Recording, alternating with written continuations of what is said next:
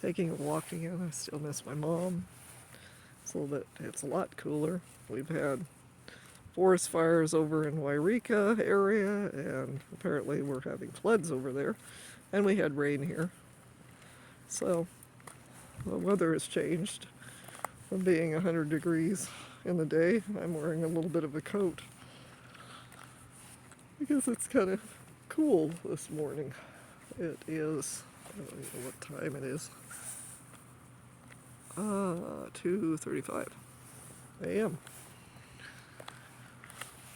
Around the time my mom passed in the morning on June 29th. But yeah, I'm just taking a walk. I do sometimes feel my mom now a little bit more through some of her things. But yeah, I am kind of recovering a little bit. I had a bad yesterday. I literally believe my mom thought I had euthanized her. I had that feeling that maybe she believed that because the way they took her out of the apartment, she wanted to stay there. And I just felt maybe she felt like that because hospice told me to stay away on that Thursday. And now I got that feeling like, did I leave her in the hands of people that was also pretty much like pushing all the comfort drugs?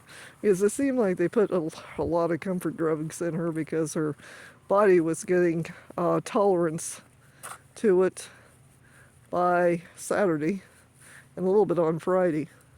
She was fighting those. She was fighting. I still believe that this clinic down here in Tule Lake, California, and the hospice in Klamath all came to try to hurry my mom's death. And I know most people say that's wrong, but I believe it. I think the clinic screwed up, decided since she was in the shape she was, they were afraid maybe somehow there'd be a malpractice thing going on, and that's why she wound up in hospice. And hospice is always pushing the death thing. Yeah. Always death. A friend of mine, she's dealing with some of their hijinks about taking people off their medication because, oh, well, they're going to die in a little while anyway. And this medication, I'm not going to say what type, can cause extreme problems if taken off fast. So, yeah, that's not good. And her loved one needs this medication. He shouldn't be taking cold turkey off of it because it's a medication that can cause a huge amount of side effects and could kill him. Taking him off the medication. But they don't care because that's their job. They are the ones that gets rid of people off insurance. If they get to a point where they cost the insurance or the government, if you're government insurance, pretty soon it's time to knock you off, which is sad. But that's the system. Always has been. Well, even before insurance, doctors were a little bit better when they didn't have to go through the insurance situation, because then they actually was doctors because they wanted to be doctors, not because they were getting rich off of insurance until the insurance says no more. There's only so much. It's a copacetic thing. Doctors get a lot of money from the insurance, and then the insurance can say, well, the patient is kind of circling the drain. Time to exit. Yeah, I'm just not a happy camper with the medical people around here. The Klamath Basin sucks when it comes to medicine and any type of thing. that is a medical thing. Doesn't matter if it is a general person, general doctor, or a specialist. They're all out to get the cash. We should actually change our system because our system sucks. It really sucks. But that's what we do. That's what we do. Yep. Sometimes I wonder what the hell. I don't get it. I just don't get it. I think it costed my mom years because they didn't want to really treat her AFib because it let it get complicated. Too complicated for, especially for this clinic. They're a disaster. They are literally, they would make an awesome Saturday Night Live skit, but not so awesome for a medical clinic. Let's just say it. They suck. And my poor mom, I think she was not given proper treatment. Well, she was only on one medication, so from 2013 to 2020, and then they put her on digoxin after a delirium spell, which caused her to have congestive heart failure and uncontrolled AFib with I think it's a chronic or acute. Acute is what she had before. Chronic was after, where AFib was not controllable. But they still could have kept her blood pressure down and stuff, but not too down, because I think that one medication was going down too low at night. But that doesn't mean there wasn't other medications, and it just seems to me that they gave her one medication from 2013 to 2020. That's like 7 years. One medication and an aspirin because she was afraid to take blood thinners because of an ulcerated vein. But they could have found her a little bit different stuff. They could have actually put an effort in. At some point, the cardiologist said she might have to have a pacemaker. That was never brought up again because nurse practitioners, they don't know all of this stuff because they are not specialists. They are not a doctor. You need a doctor to treat a real disease. Yeah, that's fun. So, yeah. One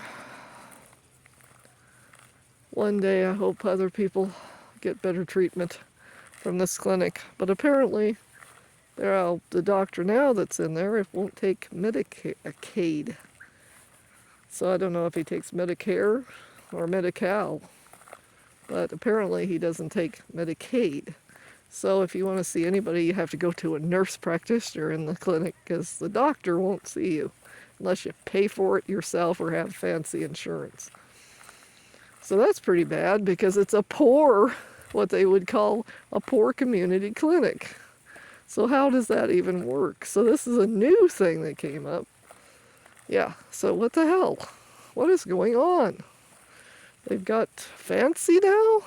Hell, they're a disaster. I don't know how the hell they can get so fancy. They're horrible. I wouldn't even take a rock to them. They probably would kill the rock. I'm not even joking.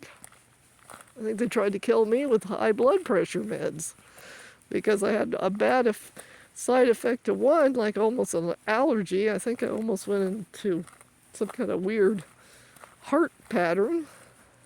And then the next medication I took for almost 3 weeks, it didn't lower my blood pressure, but it affected my heart again because it seems like I don't think I have actual high blood pressure constantly. I have it when I'm around them. And any other medical system because now I have medical trauma from dealing with them all this time. Because when she lost her cardiologist, she wound up having to be with them. Meaning, part of the time you'd have to fight to get her heart med. Between the old prescription and the new prescription, because they sometimes would wait where she already ran out, and I'd have to be fighting to try to get those extra few pills in between the next appointment. How sensible. And then they're telling her if she doesn't take it, she'll die or have a stroke or have dementia. Well, she already had dementia. So, vascular dementia, not Alzheimer's. But the very thing that they were threatening her for not taking the pill happened anyway while she was taking the pill. So, I don't know. It sucks. And then, of course, they bring in the death squad. And I'm not saying all hospices are like this, but the one we dealt with are nuts. They'll go in and tell you one week, oh, she's doing fine. Next week, she's going to die. And what I hate is when they talk about somebody's death in front of them like they're not there. My mom would stand up and say, it's not my time, it's not my time. Well, last year wasn't her time. And a few months wasn't her time. She knew when she was going to pass at some point. But I do believe that they hurried the process up between the clinic and them. Because the clinic knew they had stepped in some big doo-doo by ignoring my fears in 2019, into May, early June, and we didn't even get a diagnosis of vascular dementia until August 2020. Finally. But this clinic messed up a whole over a year. When one after-hours nurse told me that, and this was much too late, she goes, that clinic should have checked her out when you were having those concerns, because it could have been just a simple blood clot. But since they waited, the blood clot probably fragmented. Oh my goodness, that's a bat or a bird. It's an owl. I just seen an owl. Okay. It fragmented. Oh, hi there. Nobody can see that because he's... Oh, wow, that is cool. Okay. I thought for a second it was a giant bat. I was thinking, good God, well, I guess we got vampires. Of course, a vampire bat is smaller. But it was a joke. But it was an owl. I've been hearing an owl, and that was an owl. Okay, let's go continue. So this blood clot could have been removed, dissolved. It wouldn't have been a surgery. Could have been just dissolved. But instead, as the nurse said, if it was a blood clot, they didn't release it. It either moved somewhere that did more damage and kept on doing more damage, or fragmented it and went all over her brain, which possibly is what happened. So basically, they wasted so much time that it was too late. And of course, they wanted hospice in 2021 to take over because they were afraid my mom was going to die on their watch. And that does bad things to their stats. So they pushed her over into hospice to take care of her. I mean, bury the issue. Because, of course, it was time to push comfort drugs. I stopped that. But that day that she had to go to the hospital and they told me to stay away, it was time to do the whole thing. I swear to God, I think they basically handed her over to hospice to hurry up the thing. And since I was always watching, they couldn't do it in front of me. So they used the excuse, well, you're traumatized. Stay away today and we'll take care of her. And I fell for it. I'm sorry. Other people's hospices have been great. And I say that most of them are probably very great. But this one, not so much. This one uses the fact that people's loved ones can go over to Mount Shasta, oh well, not Mount Shasta, but Wairika at the county morgue, and the loved ones, if they got hospice, have to fight to get the body back through red tape and stuff. So they use that little thing to threaten people. Oh, if you don't do the hospice, your loved one's going to the county morgue. And you know what that means? Red tape and lots of fees. So a lot of people around here cannot, including me, cannot afford to fight red tape and fees. So hospice takes them up to a mortuary if they die at home. If they die at home, it's a little bit easier on the person to have the body go to a mortuary than the sheriff's office and the county morgue. But yeah, nobody should hold something like that over somebody's head just to put them in a hospice situation. Or, of course, a nursing home. Because you got three choices. Take it all, the responsibility, and deal with the sheriff and the morgue in case your loved one does die at home, or nursing home, or hospice, and let them take care of the problem with all the comfort drugs.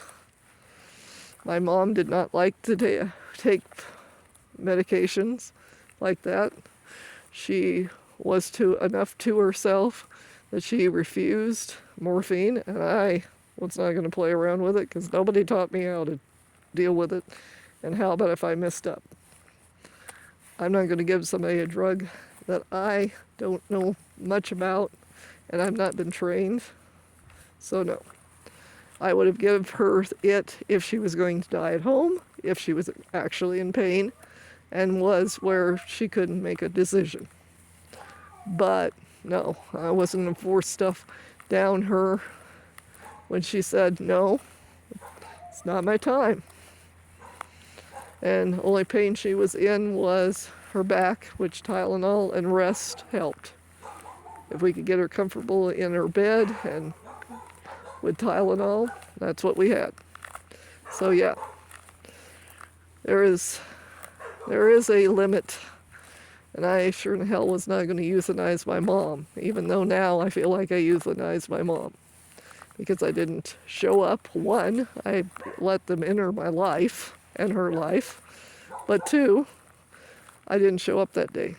And I just feel like they just loaded her full of it because she was already intolerant. She was getting a tolerance to it by Saturday. And a little bit Friday. So they must have really loaded her up on Thursday. Trying to get her so zonked out that if it had been a UTI or any infection, there was no way to have it checked because she was in hospice's care. I don't know for sure if they actually did a UTI or if they said they did a UTI. And of course, you have hospice in control. So did they really test her for a UTI? Who the hell knows?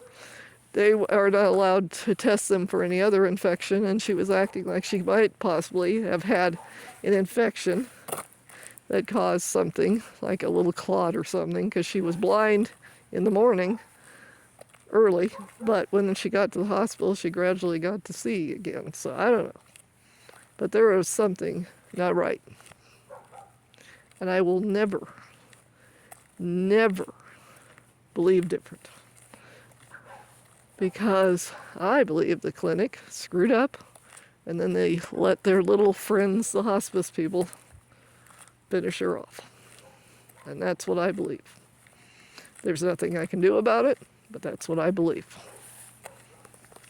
So beware of your local hospice, and beware of your local poor man's clinic.